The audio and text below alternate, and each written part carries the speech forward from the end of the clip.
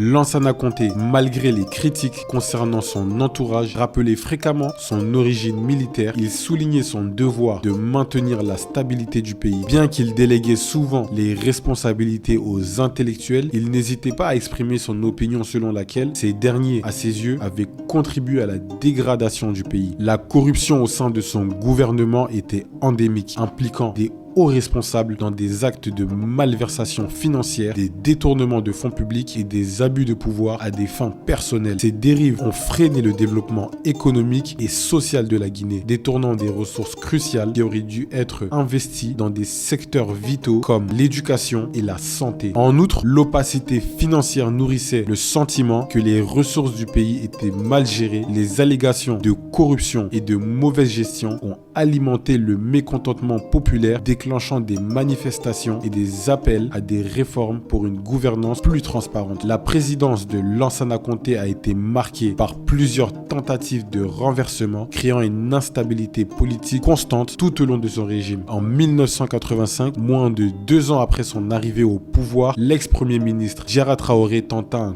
coup d'État pendant que le président était à un sommet de la CEDEAO au Togo. Cependant, le peuple et les troupes fidèles à Lansana Conté réprimèrent rapidement la rébellion, entraînant la mort de 18 personnes et l'exécution de près de 100 militaires impliqués. En février 1996, une mutinerie militaire éclata en raison du non-paiement des salaires, bien que le président échappa de justesse à un bombardement de son bureau. Son apparition publique mit fin à la révolte qui fit de nombreuses victimes. Le 19 janvier 2005, une nouvelle tentative d'assassinat eut lieu alors que le président revenait de l'aéroport de Conakry. Heureusement, il survécut sans blessure et attribue sa survie à la volonté de Dieu. En l'an 2000, la Guinée connut 2 autres tentatives de coup d'État, l'une en janvier et l'autre en septembre. Bien que ces tentatives aient été déjouées, elles mirent en lumière les tensions persistantes au sein de l'armée et de la société civile. En plus de ces tentatives de coup d'État, le régime de Lansana Conté dut faire face à des mouvements de protestation et de contestation de la part des groupes politiques, de la société civile et des syndicats. Bien que ces derniers soient souvent réprimés, ces mouvements reflétaient les mécontentements croissants envers son régime.